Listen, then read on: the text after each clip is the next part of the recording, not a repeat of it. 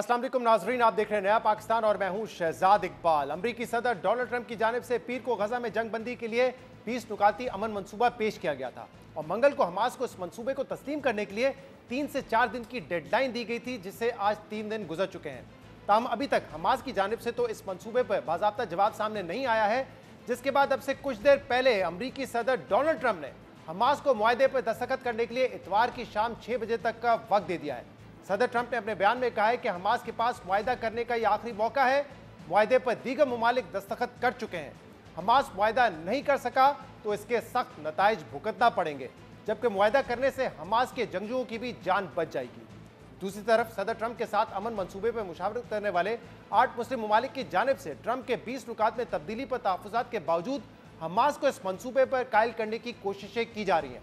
सदर ट्रंप ने अपने 20 नुकात में तब्दीलियाँ क्यों की और मुस्लिम ममालिक मंसूबे में तब्दीली के बावजूद इसकी हिमायत क्यों कर रहे हैं, आज इस बारे में नायब वज़ीर आज़म और वज़ीर ख़जाना इसाक डार ने पार्लियामेंट को एतमाद में लिया। मगर इनके इस खिताब से पहले हुकूमत को अपोजिशन, अपनी सबसे बड़ी इत्तेहादी जमात पाकिस्तान पीपल्स पार्टी और मीडिया जो रियासत का चौथा सतून समझा जाता है, उनकी जानिब से टफ टाइम दिया गया।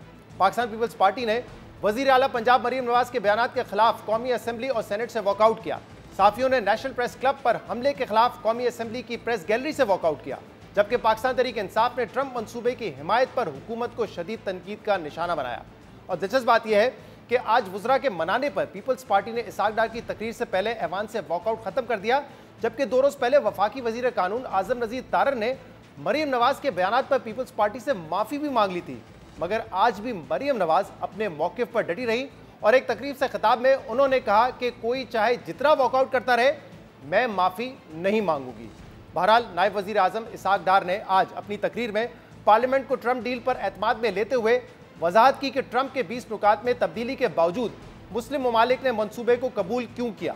नायब वज़ीर आज़म इसाक डार ने बताया कि ट्रंप के 20 नुकात सामने आने के बाद सऊदी वज़ीर ख़ारजा ने उन्हें बताया कि इस ऐलान के बाद हमारे सामने 2 रास्ते हैं, या तो उन्हें तस्लीम ना किया जाए और इसराइल जो कर रहा है वो करता रहे, या फिर हम एक मुश्तरका एलामिया जारी करें।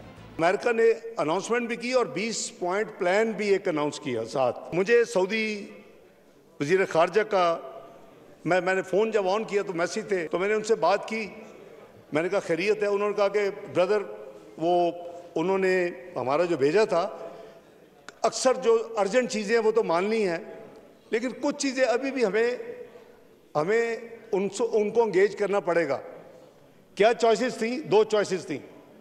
ये मैं सऊदी वज़ीर ख़ारजा को कोट कर रहा हूँ। एक चॉइस ये है कि हम कहें नहीं, अभी हम कंटिन्यू करेंगे और शायद इसराइल को ये सूट करेगा कि ये अभी चलता रहे मामला, जितने और मार सकते हैं, जितने और खून रेजी हो सकती है, जितने और लोग निकाल सकते हैं ब्रदर, और we let it to be implemented. जो उन्होंने अनाउंस किया प्रेसिडेंट ट्रंप ने अपनी ट्वीट और 20 पॉइंट्स, और हम अपनी एक जॉइंट स्टेटमेंट इशू करें, और वो जॉइंट स्टेटमेंट जो है वो हम रिकॉर्ड पे भी ले आए और उनको भी भेज दें। मैंने कहा बिल्कुल आप सही फरमा रहे हैं, हमें ऐसे करना चाहिए। वो शायद जो भी कुछ साथी कह रहे थे वो इसराइल के हवाले से कोई नाम वाम थे, मैंने वो भी कटवाए इससे। मैंने कहा हम इसराइल का नाम नहीं सुनना चाहते। इसाक डार की तकरीर के दौरान अपोजिशन बेंचेस से फ़लस्तीन का सौदा नामंजूर के नारे लगते रहे और अक़वाम मुत्तहिदा में वज़ीर दिफ़ा ख्वाजा आसिफ के पीछे बैठी खातून शमा जुनेजो से मुतालिक तंज कसे जाते रहे।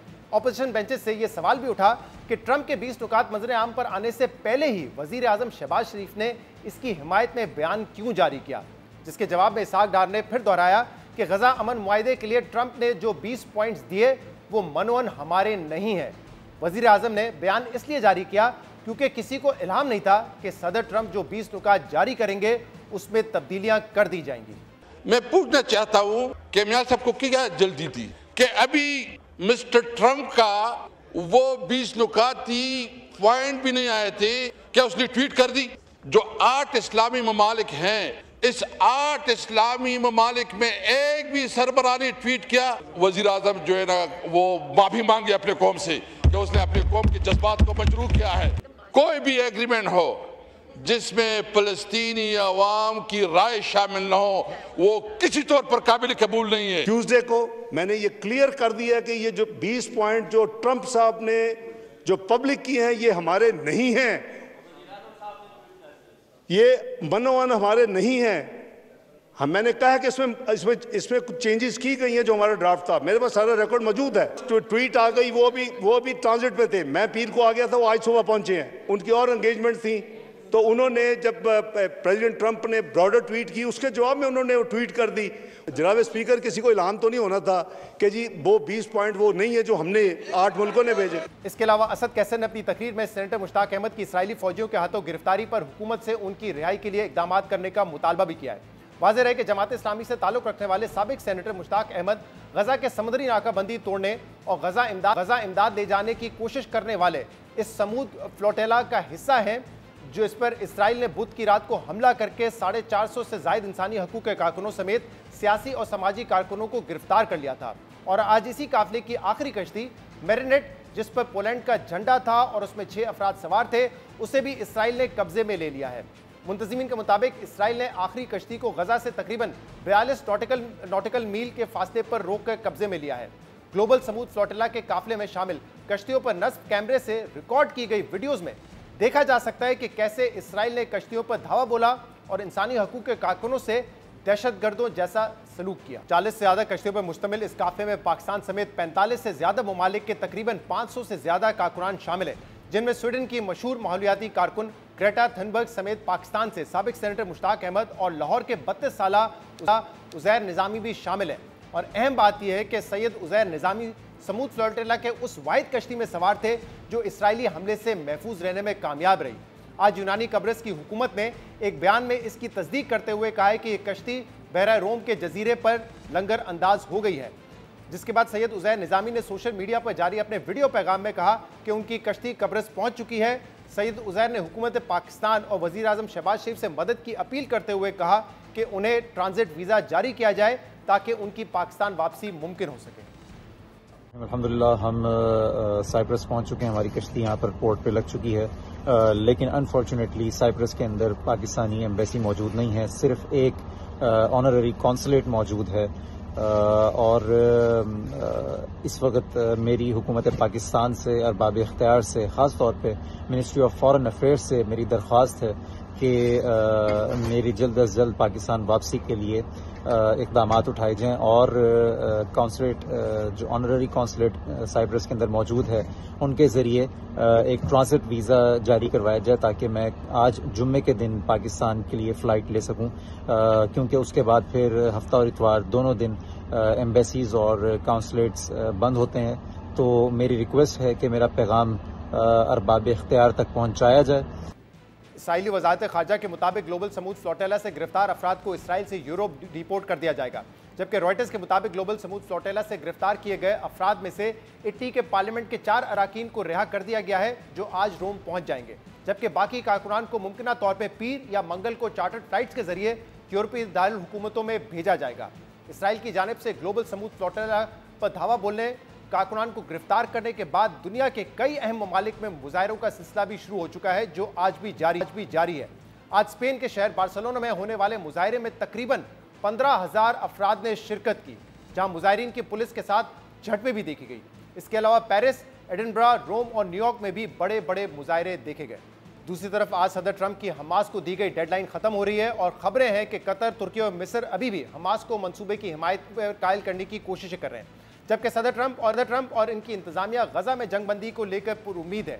आज फॉक्स न्यूज़ को इंटरव्यू देते हुए तर्जुमान ने कहा है कि सदर ट्रंप अमन मंसूबे पर हमास के रद्दअमल के लिए एक रेड लाइन खींचेंगे। उम्मीद है हमास को यह मंसूबा कबूल होगा ताकि हम आगे बढ़ सकें। यानी ट्रंप इंतजामिया की जानिब से गजा जंगबंदी मंसूबे पर हमास के मुस्बत रद्दअमल की उम्मीद की जा रही है। साथ ही जंगबंदी मंसूबे को कबूल ना करने की सूरत में संगीन नताइज की धमकियां भी दी जा रही हैं। लेकिन अमरीकी उम्मीदों और धमकियों के बरक्स आलमी मीडिया की रिपोर्ट्स के मुताबिक सदर ट्रंप के गजा जंगबंदी मंसूबे पर हमास का मुत्तफिक होना मुश्किल नजर आ रहा है। इसी हवाले से बीबीसी ने उन सालिसों से बात हमास के अस्करी विंग के साथ राब्ते में है। सालिसों के मुताबिक हमास जंगबंदी के नए मंसूबे पर बज़ाहिर मुत्तफिक दिखाई नहीं देती। बीबीसी के मुताबिक कतर में हमास की सियासी क़यादत इस प्लान को किसी हद तक कबूल करने के लिए तैयार है, लेकिन अस्करी तंजीम पर उनका असर रसूख महदूद है और उनके पास ज़ेर हिरासत इसराइली यरगमालियों का कंट्रोल भी नहीं है। इस पूरी सूरत पर हम बात करेंगे और उसके लिए हमें ज्वाइन किया है सीनियर सहाफ़ी और तज्ज़ियाकार तलत हुसैन ने। ताला साहब, बहुत बहुत शुक्रिया वक्त देने के लिए। आज फिर हमने देखा कि कौमी असेंबली में डिप्टी प्राइम मिनिस्टर वजीर खारजा इसहाक डार साहब ने कहा कि जो ट्रंप का अमन मुआहदा है, गजा अमन मुआहदा, ये वो मुआहदा नहीं है जो मुस्लिम ममालिक ने उनको दिया था या उनके साथ अग्री किया था, उसमें तब्दीलियां हैं। और उन पर सवाल भी होता रहा, उनसे सवाल भी होता रहा कि फिर वजीर आजम शहबाज शरीफ साहब को क्यों जल्दी थी इस मुआहदे को वेलकम करने की। उन्होंने तो डोनाल्ड ट्रंप साहब की तारीफ भी कर दी, लेकिन आज इसहाक डार साहब ने खुद ये इशारतन कह दिया है कि अब जो मुआहदा है शायद उसी के साथ आगे बढ़ने में हिकमत है। आप कैसे देखते हैं इस पूरे मामले को? देखें, इसहाक डार साहब ने आज जो सेनेट में बयान दिया वो उनकी प्रेस कॉन्फ्रेंस से मुताबिकत रखता है, जो उन्होंने बड़ी तफसील के साथ की। सिर्फ ये था कि आज वो ज़्यादा खुल के बोल रहे थे, आज वो वाज़ेह अंदाज से इसरार करके कह रहे थे कि ये वो मुआहदा नहीं है। और सच्ची बात है कि जब मियां मोहम्मद नवाज शरीफ के साथ मिलते हुए शहबाज शरीफ साहब ने ये मामला डिस्कस किए होंगे तो ये तय हो गया होगा कि डोनाल्ड ट्रंप के साथ हमने अब मुआनका करना है, तो फिर उसकी हर बात को हमने इंडोर्स करना है। तो PMLN की तरफ से जो इंडोर्समेंट आई है, सिर्फ वज़ीर आज़म की इंडोर्समेंट नहीं है, अगर आप सियासी तौर पर देखें ज़रा नवाज शरीफ के साथ उन्होंने मिलकर ये इंडोर्समेंट की है। मेरे ख्याल में वो बहुत जल्दी की उन्होंने इंडोर्स करने की। दूसरे ममालिक ने भी उसको इंडोर्स किया और आपने देखा कि 8 ममालिक ने एक मुश्तरका एलामिया जारी किया अपने वज़ीर ख़ारजा की तरफ से, जिसके अंदर उन्होंने इस काविश की तारीफ़ की। उन्होंने 20 पॉइंट्स की तारीफ़ नहीं की। जो वज़ीर आज़म साहब ने ट्वीट किया उसके अंदर तो उन्होंने 20 नुकात का जिक्र कर दिया उससे पहले कि ट्रंप खुद इसको अनाउंस करे। तो मेरे ख्याल में अब आपको नज़र आता है कि जो खामियां हैं उन 20 नुकात के अंदर, भले इसहाक डार साहब उसके अंदर कोई हिकमत तलाश कर रहे हैं, वो खामियां इतनी गहरी हैं, उसकी जड़ें इतनी कमज़ोर हैं और उसके अंदर फ़लस्तीनियों के साथ और इन तमाम ममालिक के साथ पाकिस्तान समेत जो डोनाल्ड ट्रंप की इंगेजमेंट रही है उसके अंदर 2 नंबरियाँ इतनी हैं कि शायद हिकमत तलाश करते करते हफ्ते और महीने गुजर जाएं और हिकमत वो ना मिले। तो मुझे कोई अचंभा महसूस नहीं हुआ या हैरानी नहीं हुई कि इसहाक डार साहब ने आज ये बात की, सिर्फ ये कि अब वो खुल के बात करने लगे हैं इस पर। और ताला साहब, एक तो अभी तक हमास ने इस पर अपनी बाज़ाब्ता कोई राय नहीं दी है, अभी तक वो इस पर गौर कर रहे हैं, लेकिन लेट्स सपोज एक मफरूज़ा है, अगर वो किसी ना किसी तरह अग्री कर जाते हैं इस पर, क्योंकि कई ममालिक उन पर दबाव डाल रहे हैं कि आप इस मंसूबे पर इत्तफाक कर लें, अगर ये हो जाता है तो इस पर अमल दरामद की आपको कितनी उम्मीद नजर आती है? और क्या अमल दरामद से आपको लगता है कि जो अमन बहाल करने की कोशिश है वो हो सकेगा मुमकिन? शहजाद, मैं आपसे सच्ची बात बताऊं कि मैं मिस्र का प्रेस भी मॉनिटर कर रहा हूं। मैंने कतरी वज़ीर आज़म का जो इंटरव्यू अल जज़ीरा को दिया उसको भी बड़े गौर से सुना, उसकी ट्रांसक्रिप्शन और ट्रांसलेशन। मैं UAE का प्रेस और उसकी डिबेट को भी मॉनिटर कर रहा हूँ। सऊदी अरब के अंदर मेरे दोस्त हैं सहाफ़ी, उनके साथ भी मैं बात कर रहा हूँ। मैं आपको तमाम यकीन के साथ बता सकता हूँ कि ये जो एतराज़ात हैं 20 नुकात के ऊपर, ये हमास के सिर्फ एतराज़ात नहीं हैं, ये उन तमाम ममालिक के एतराज़ात हैं जिन्होंने पूरी ईमानदारी और दिलचस्पी के साथ, नेक नीयती के साथ एक रास्ता तजवीज़ किया था, जिसका उस मुश्तरका एलामिया के अंदर बड़े खुले अल्फाज के साथ जिक्र किया गया है और बताया गया है कि किस तरह इसराइल को यहाँ से निकलना है। इस इलाके का जो नज़्म व नस्क है वो फ़लस्तीनियों के साथ मिलकर मुस्लिम ममालिक की अफवाज ने संभालना है और उसके बाद यहाँ पर आपको फौरी तौर पर खुराक, दवाइयाँ मुहैया करनी है और यहाँ से आपने मवाद क्लियर करना है। और उस एलामिया में ये भी लिखा गया कि जो फ़लस्तीनियों का हक है, दूसरी रियासत, 2 रियासतों का जो सलूशन है उसमें जो उनका हक है वो मुकम्मल तौर पर सिक्योर होना है। तो ये जो 20 नुकात हैं इनमें, इसमें से किसी चीज़ के ऊपर भी आपको वजाहत नज़र नहीं आती, उसमें इसराइल का किरदार सेंट्रल है। तो नंबर 1, हमास का एतराज़ नहीं है, सिर्फ उन ममालिक का भी एतराज़ है जिन्होंने हमास को मनाना था। तो अब जब वो ममालिक जिनकी ज़मानत के ऊपर हमास ने कमिटमेंट देनी थी, अब जब खुद इस तज़ब्ज़ब का शिकार हैं, पाकिस्तान तो खैर एक निस्बतन पीछे रहता है, जो कि मशरिक़ वस्ता के ममालिक इसके ऊपर क्या सोच रहे हैं ज़्यादा मैटर करता है इस वक्त। तो आप हमास से क्या तवक्को करते हैं? इसीलिए पहले डोनाल्ड ट्रंप ने 48 घंटे की डेडलाइन दी, फिर उसने कहा कि 72 घंटे हैं आपके पास। अब 72 घंटे को छोड़ 5 दिन होने को आए हैं, तो कोई पेशरफ नहीं हुई। और इस दौरान इसराइल ने जो बर्बरियत की है वेस्ट बैंक समेत, वो भी आपके सामने है। तो अगर आप मुझसे पूछें, इस वक्त ये जो 20 नुकात हैं ये बदतरीन तात्तुल का शिकार हैं और इस तात्तुल की वजह यही है कि जो तय किया गया था डोनाल्ड ट्रंप ने नेतन्याहू के साथ मिलकर उसके अंदर 2 नंबरी की, सबको यही बताया कि मैं उस ड्राफ्ट को जारी करूंगा जो आपके साथ तय हुआ। ड्राफ्ट कोई और सामने आ गया, हमारी तरफ से जरा जल्दी हो गई, हमने छलांग लगा दी, ये नौमौलूद को चूमना चाटना शुरू कर दिया।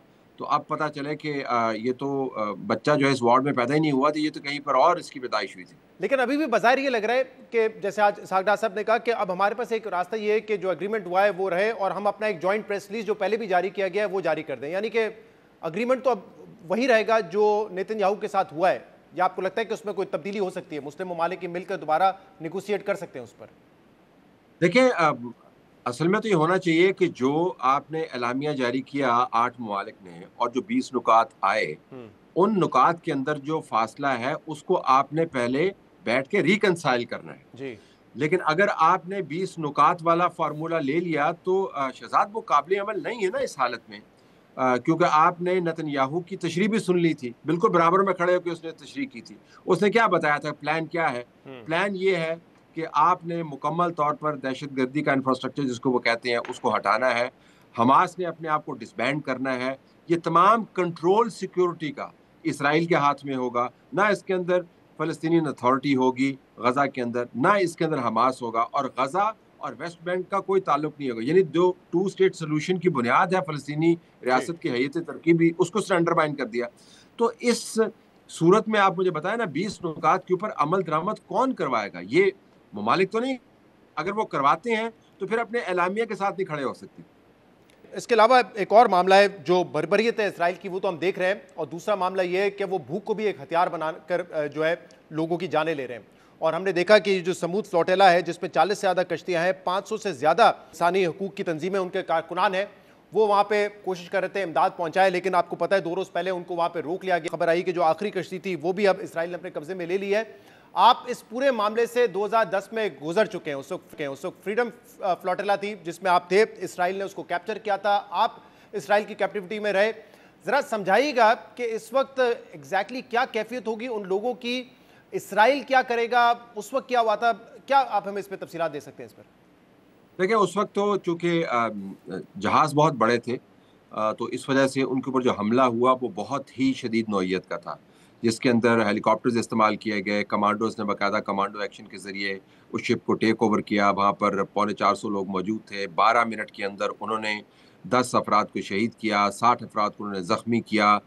2 अफराद जो हमारे कैमरा क्रू थे तुर्की के, उनको मैं असिस्ट कर रहा था क्योंकि हेलीकॉप्टर के परों की हवा की वजह से लहरें ऊपर आती थी तो शिप डोलती थी, तो वो मुझे कह रहे थे ज़रा मुझे स्टेबलाइज कर दो, मैंने फिल्मिंग करनी है। उनको स्नाइपर हिट हमारे सामने लगे, उसके बाद शिप को कैप्चर किया गया। यानी वो बहुत ही कत्लो गारत गरी हुई वहाँ पर।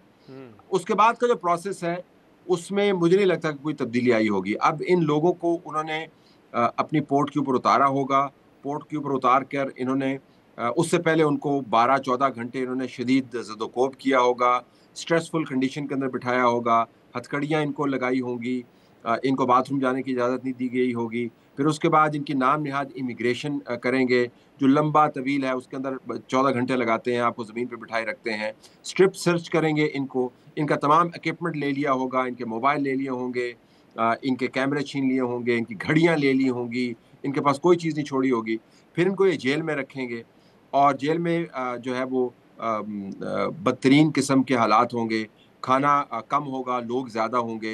यानी हर स्टेप के ऊपर वो इनको शदीद किस्म की ज़हनी और जिस्मानी अज़ियत देंगे, मारपीट करेंगे। अगर इनमें से कोई बात करेगा तो उसको बटों से मारेंगे। ये कहेंगे कि आप हमारी तरफ आँख में आँख डाल के ना देखें, ज़मीन के ऊपर देखें, ज़मीन के ऊपर बैठ जाएं। यानी जो आप सोच सकते हैं तजलील वो इनकी करेंगे और आखिर में आके इनको किसी जगह से ये निकाल देंगे। वो कह रहे हैं कि यूरोपियन कंट्रीज़ के अंदर निकालेंगे, न जाने यूरोपियन कंट्रीज़ में कहाँ पे डिपोर्ट करेंगे। लेकिन इस वक्त जिस अमल से गुजर रहे होंगे उसके अंदर बहुत इम्कान मौजूद है कि बदतरीन किस्म का तशद्दुद हो।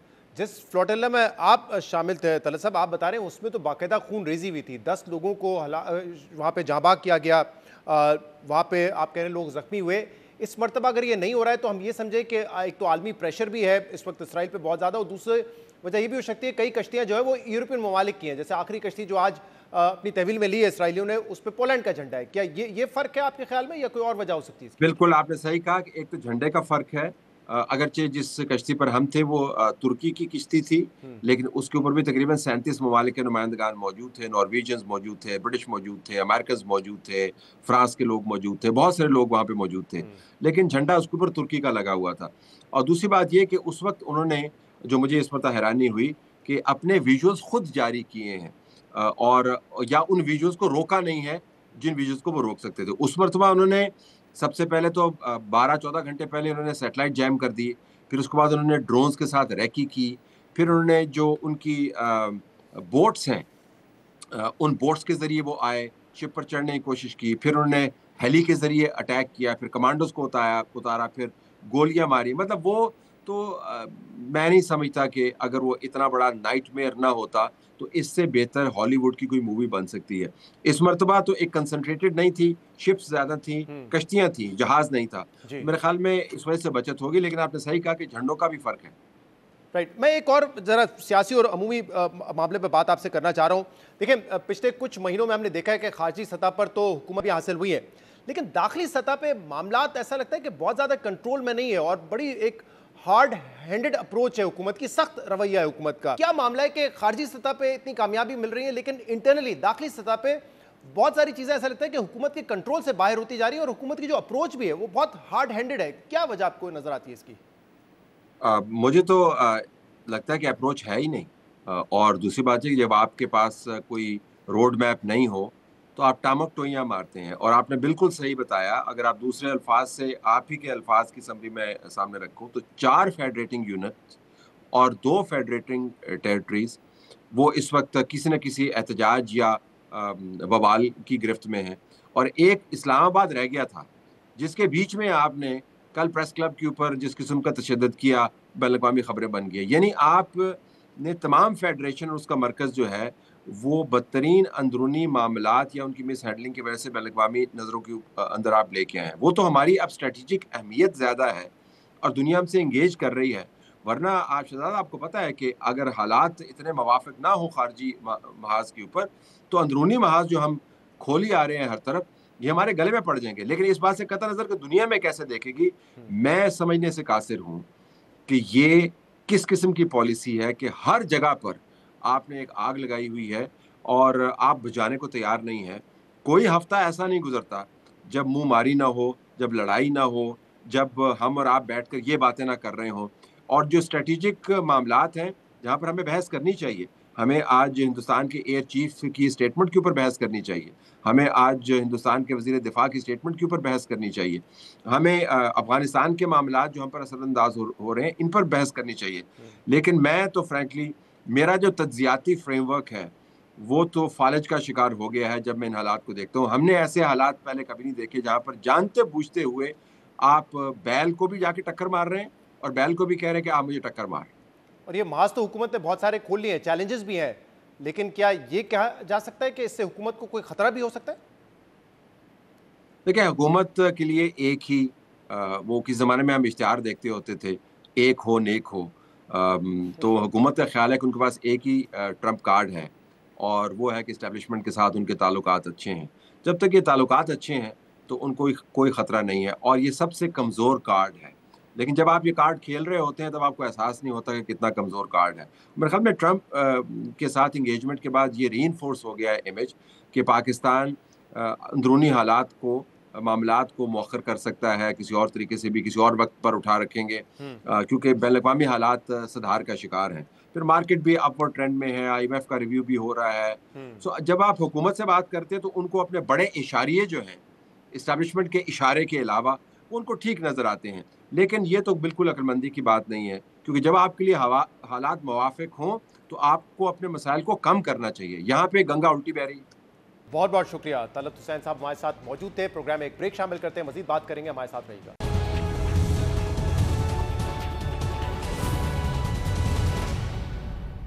Welcome back. आज़ाद जम्मू कश्मीर में ज्वाइंट अवामी एक्शन कमेटी के एहतजाज, हड़ताल और लॉन्ग मार्च की कॉल की वजह से पिछले 5 दिन से सूरत-ए-हाल कशीदा है, जहां एहतजाज और पुरतशद्दुद मुजाहिरों के दौरान 3 पुलिस एहलकारों समेत 10 अफराद जहां बहक हो चुके हैं।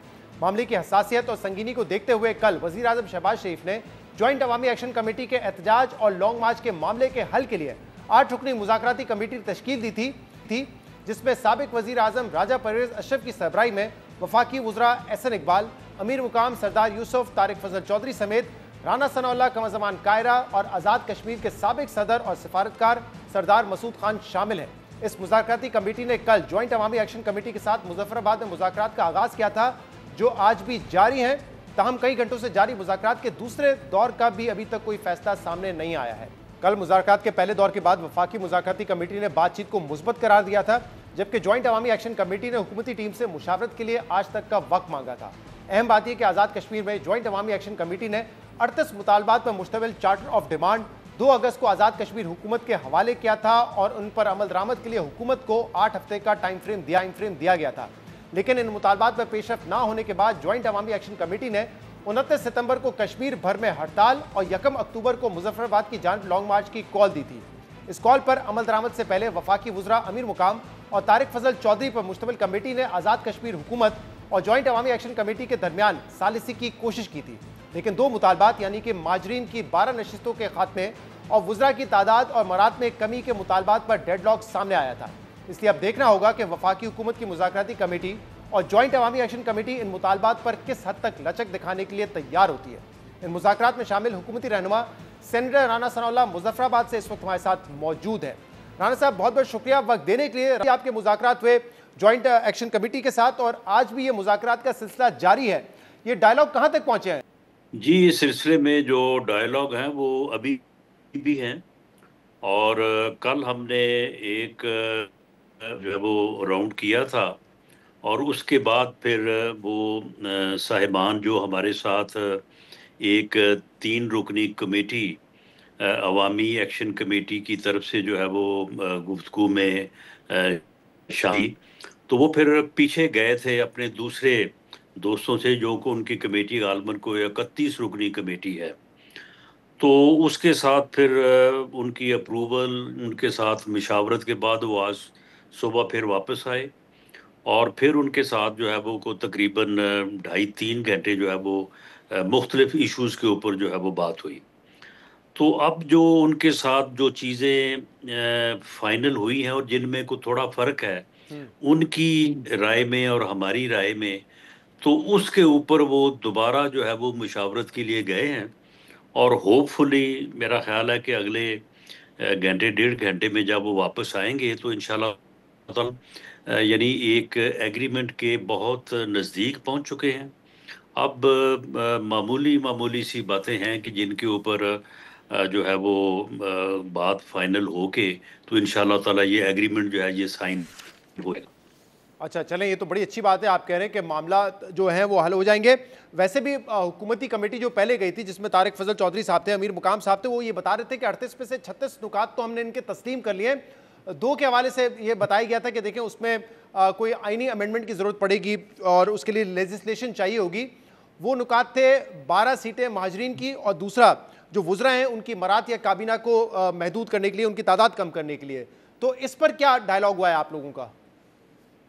देखिए, इसमें जहाँ तक साइज ऑफ गवर्नमेंट का मामला है उसमें तो हमने उनसे कहा है कि इसके ऊपर वर्क करेंगे तो इसको रिड्यूस किया जाना चाहिए। वो हम खुद समझते हैं कि जो आज़ाद कश्मीर का जो यानी गवर्नमेंट का जो हुजम है उसके हिसाब से जो कैबिनेट साइज है वो ज़्यादा बड़ा है। दूसरा जो ग्रीन की सीट्स हैं उनमें कुछ आईनी और कानूनी जो है वो मुश्किलात हैं, तो उसके ऊपर जो है वो हम उनके साथ एक ऐसा लाहे अमल जो है वो उसके ऊपर एग्री होना चाहते हैं कि जिसके ऊपर डिबेट हो, जिसके ऊपर जो है वो जो लीगल एक्सपर्ट्स हैं वो अपनी राय दें और उसके मुताबिक उस इशू को जो है वो रिजॉल्व कर लिया जाए। उसके ऊपर यानी सीटों से बजाते ही तो उनको भी कोई उलझन नहीं है, लेकिन उसमें मामला ये है कि जी वो कहते हैं कि जनाब ये जो फंड्स हैं और जो जॉब्स का कोटा है और बाकी जो दूसरी चीज़ें जो उनके बकौल जो है वो उनका मिसयूज़ हो रहा है।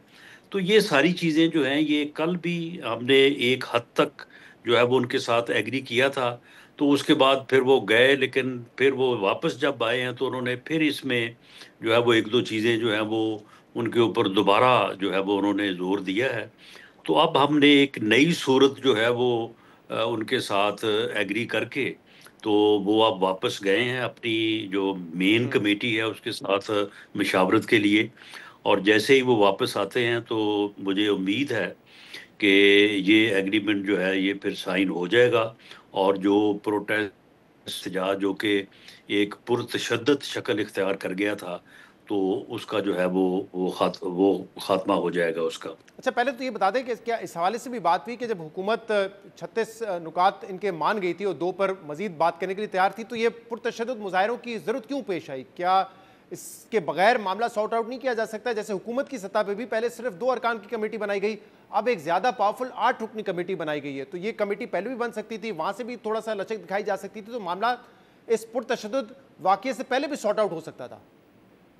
देखें, इस सिलसिले में वज़ीर-ए-आज़म साहब की बड़ी वाज़ेह एडवाइस है, और जहाँ तक उनके मुतालबात का तल्लक है, उनके मुतालबात जो हैं वो जो पब्लिक वेलफेयर से मुतल्लिक़ हैं, जो आज़ाद कश्मीर की तरक्की से मुतल्लिक़ हैं, वो 36 छोड़ के वो 72 भी हों, तो वज़ीर-ए-आज़म साहब ने कहा है कि मैं बिल्कुल आज़ाद कश्मीर के लोगों की वेलफेयर के और मैं आज़ाद कश्मीर की डेवलपमेंट के लिए बिल्कुल मैं हाज़िर हूँ, जो मुझसे हो सका मैं करूँगा। तो इसलिए उन्होंने जो मुतालबात पब्लिक वेलफेयर के हवाले से और जो उन्होंने डेवलपमेंट के हवाले से पेश किए, उसमें इलेक्ट्रिसिटी है, उसमें हेल्थ के इश्यूज़ हैं, तो उसके ऊपर तो एग्री की कमेटी पहले आई थी। उन्होंने भी एग्री कि हमने भी उनको कहा कि आप इसमें जो है वो जो चीज़ें भी और आप ये मुतालबात तो सब पुराने थे ना, जिसमें बिजली की कीमतें कम करें, हाँ, आटा सस्ता करें, हाँ, तो इस पर हाँ। मुकम्मल अमल दरामद की तो यकीन दहानी करवाइए। उसके ऊपर तो हमारा कोई उसमें जो है वो उनके साथ कोई डिस्कशन वो हम बिल्कुल करने को तैयार हैं। सही। जो साइज़ ऑफ गवर्नमेंट है, क्योंकि उसमें फिर गवर्नमेंट भी एक फ़रीक है, उनकी भी एक अपनी जो है वो राय है, और इसी तरह से जो महाजरीन की सीटें हैं, उसमें महाजरीन भी एक फ़रीक है, उनकी भी एक अपनी राय है, वो भी अपना नुमाइंदगी का हक चाहते हैं। सही। तो ये ऐसे इश्यूज़ हैं कि इनके ऊपर जो है एक-एक लफ्ज़ या एक-एक जुमला जो है उसके ऊपर उनकी भी एक अपनी राय है, और इस तरफ से भी। तो उसके ऊपर ये कल और आज जो डिस्कशन हुई है, तो उसके नतीजे में मुझे उम्मीद है कि ये मामला जो है ये सही। मैं जो आपकी बात से थोड़ी समझा देर हूँ कि तक जो है हुकूमती रिज़ॉल्व कमेटी हो है जाए। जिसमें आप भी शामिल हैं, वो ये समझती है कि काबीना का साइज़ बड़ा है, उसको थोड़ा छोटा होना चाहिए, इस पर आप लोग इत्तेफाक कर गए। और जो 12 सीटें हैं मुहाजिरीन की, क्या उनको मुकम्मल तौर पे ख़त्म किया जाएगा या कोई रास्ता निकाला जाएगा? क्योंकि तकरीबन 2,75,000 वोटर हैं जो कि इन 12 सीटों के लिए वोट करते हैं, तो कोई लाएमल बनाया जाएगा कि वो आज़ाद जम्मू कश्मीर में रजिस्टर्ड हों, वहाँ जाके वोट करें? कोई बीच का रास्ता ऐसा निकाला है या क्या मामला है इस पर?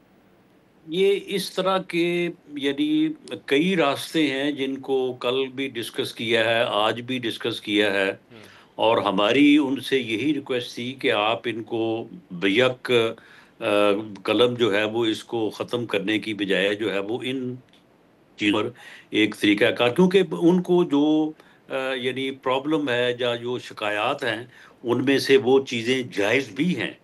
जो मिसयूज़ ऑफ वो पावर की बात करते हैं, या जो रिसोर्सेज़ हैं आज़ाद कश्मीर गवर्नमेंट के, तो उनके मुतल्लिक़ उनकी बातें जो हैं वो बिल्कुल रियलिस्टिक भी हैं।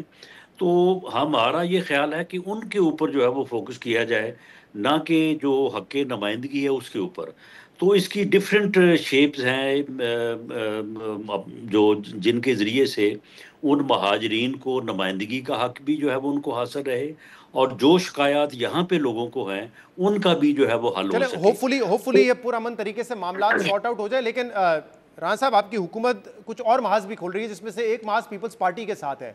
आज भी मरियम नवाज साहिबा ने कहा है कि जितने वॉकआउट करने कर लें, मैं माफ़ी नहीं मांगूंगी, जबकि असेंबली में रवैया चाहे वो आज़म नज़ीर तारा साहब का हो, वो कहते हैं मैं माफ़ी मांग लेता हूँ। आज जब वुज़रा ने वॉकआउट किया तो बाकी वुज़रा, आज जब पीपल्स पार्टी ने वॉकआउट किया तो बाकी वुज़रा उनको मनाने के लिए चले गए। आपके इत्तेहादी हैं, ये मामला इससे ज़्यादा खुश हसूबी से हल किया जा सकता है, लेकिन मरियम नवाज से कह रही है मैं पंजाब के मफाद की बात कर रही हूँ, मैं माफ़ी नहीं मांगूंगी। कैसे हल करेंगे इसको? देखिए, जहाँ तक मरियम नवाज शरीफ साहबा का पंजाब के हकूक़ के मुतल्लिक़ बात करने का है, तो ये उनका हक़ नहीं बल्कि ये उनकी ज़िम्मेदारी है। और अगर उन्होंने कोई बात की है तो मैं समझता हूँ कि उस बात से नाराज़ होने वाली बात नहीं है। और हमारी पीपल्स पार्टी के लोग जो हैं वो हमारे साथी हैं, मुश्किलात में भी हमारे साथ रहे हैं, अब भी वो हमें जो है वो गवर्नमेंट में सपोर्ट कर रहे हैं। तो ये कोई जो मामला है इसको हम बैठ के इसको जो है वो सुलझा लेंगे, इसमें कोई ऐसा कोई ऐसी परेशानी वाली बात नहीं है। राणा साहब, इसमें पीपल्स पार्टी का जो ज्यादा एतराज है वो लहजे पर है ना, कि मरियम नवाज साहब अगर ये कहती है कि मेरा पैसा है, मेरा पानी है, जो मैं करना चाहूं करूंगी, इस तरह अगर हर सूबा अपने रिसोर्सेज के हवाले से बात करना शुरू हो जाए कि ये मेरे रिसोर्सेज हैं और मेरा इस पर हक है, किसी और का नहीं है, तो मामला वहां बिगड़ जाता है ना। तो पीपल्स पार्टी को एतराज रवैये पे है, उनके शायद लहजे पर है।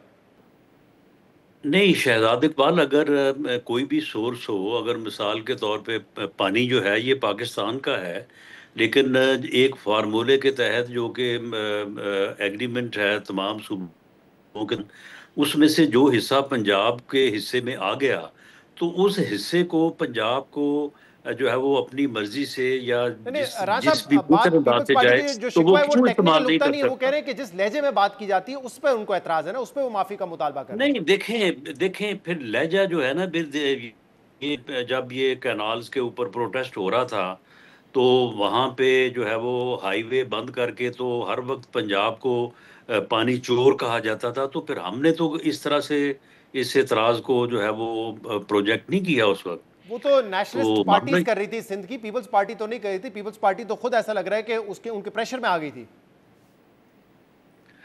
नहीं, पीपी जो है वो पीपल्स पार्टी कैनाल के मामले पे, जो कैनाल्स पंजाब में हम अपने पानी को मैनेज करने के लिए कोई वाटर रिजर्वायर और कैनाल का जो मामला है, आप मुझे बताएंगे ये जो कहा जा रहा था कि जी किस फ्लड की आप बात रहे हैं, कौन सी आप ये फ्लड नहर जो है वो निकालना चाहते हैं? फ्लड तो यहाँ पे तो पानी आता ही नहीं है। तो अब आप मुझे बताएं कि पूरा पंजाब जो है वो फ्लड में डूब गया है और कितना नुकसान हुआ है।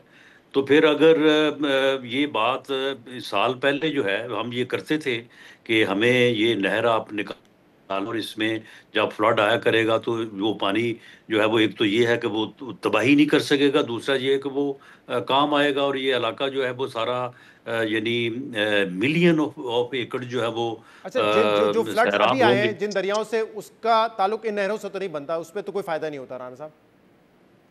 नहीं, उसमें ये है कि उन चीज़ों को जो है वो मैनेज किया जा सकता है, लेकिन जो पंजाब के हिस्से का पानी है उसको अगर पंजाब की चीफ मिनिस्टर ये कहती है कि ये हमारे हिस्से का पानी है और हमें इसको इस्तेमाल करने का जो है वो राइट होना चाहिए, तो इसमें ये ना समझा जाए कि हमको कह रहे हैं कि जी जो सिंध के हिस्से का पानी है हम उसको भी हमारी मर्जी बहुत से बहुत शुक्रिया, इस्तेमाल बहुत बहुत करें, शुक्रिया। दूसरे राणा को सनाउल्लाह होगा। साहब हमारे साथ मौजूद थे। प्रोग्राम में एक ब्रेक शामिल करते हैं, मजीद बात करेंगे, हमारे साथ रहिएगा।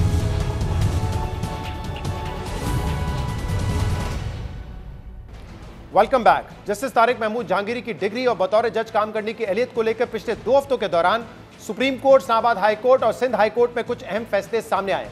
पहले इस्लामाबाद हाई कोर्ट ने जाली डिग्री की शिकायत की बुनियाद पर उन्हें काम करने से रोक दिया था। उसके बाद कराची यूनिवर्सिटी ने उनकी डिग्री को जाली करार देकर मंसूख कर दिया, लेकिन ये दोनों फैसले और इकदाम अदालत में बरकरार नहीं रह सके और अदालत ने इन फैसलों और इकदाम को ओवरटर्न कर दिया है। आज सिंध हाई कोर्ट ने जस्टिस तारिक महमूद जहांगीरी की डिग्री मनसूखी से मुतलिक कराची यूनिवर्सिटी का 26 सितंबर का फैसला मुअत्तल कर दिया है। आज की समाअत में registrar Karachi university professor Imran Siddiqui ने जवाब जमा कराने के लिए मजीद मोहलत मांगी थी, जिस पर जस्टिस इकबाल कल्हड़ो ने कहा कि यहां एक बंदे की जिंदगी भर की कमाई दांव पर लगी है। जिसके बाद अदालत ने जस्टिस तारिक महमूद जहांगीरी की डिग्री मनसूखी का कराची यूनिवर्सिटी का फैसला मुअत्तल करते हुए दरख्वास्त की मजीद समाअत 20 नवंबर तक मुलतवी कर दी है। जबकि कल जस्टिस तारिक महमूद जहांगीरी ने सिंध हाई कोर्ट का 25 सितंबर का एक और अदालती हुक्म भी सुप्रीम कोर्ट पर चैलेंज किया था, जिसमें सिंध हाई कोर्ट के 2 रुकनी आईनी बेंच ने जस्टिस तारिक महमूद जहांगीरी की जानिब से कराची यूनिवर्सिटी के सिंडिकेट और अनफेयर मीन्स कमेटी के इकदाम के खिलाफ दायर दरख्वास्तों को मुस्तरद कर दिया था।